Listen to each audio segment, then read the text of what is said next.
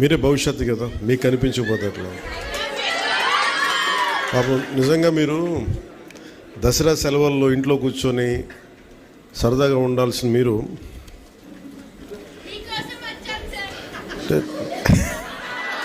అలాగే అంటే నేను కూడా మీరు వస్తున్నారని మీకోసం వచ్చాను. దేనికి దేనికి తపన పడతా ఉండే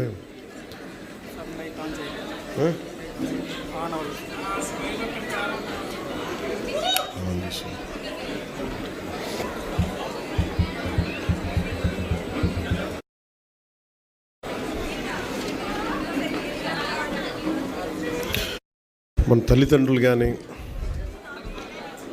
మన తల్లిదండ్రులు తపన పడితే ఎవరి కోసం తపన పడతారు?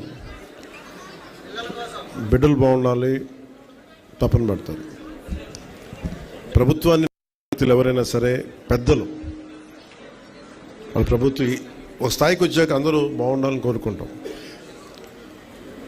అందరిలాగే నేను కూడా నా ఇంట్లో బిడ్డలే బాగుండాలని కాదు, అందరి బిడ్డలు బాగుండాలని కోరుకుంటాను. ఎలా బాగుండాలి దానికి?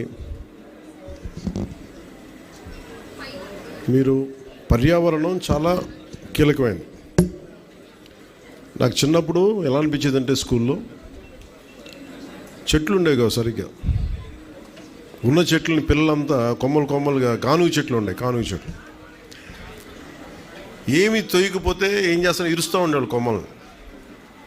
ఎందుకు ఇరుస్తున్నా నాకు అర్థమయ్యేది కాదు. నీడనిచ్చే చెట్టుని కాపాడుకోలేకపోతే సమస్య మనకే. ఈ పర్యావరణ పరిరక్షణ ఇవన్నీ ఏంటంటే నీడనిచ్చే చెట్టుని ఫస్ట్ కాపాడుకుంటే దాన్ని ఆధారపడి పురుగులు చిన్న చిన్న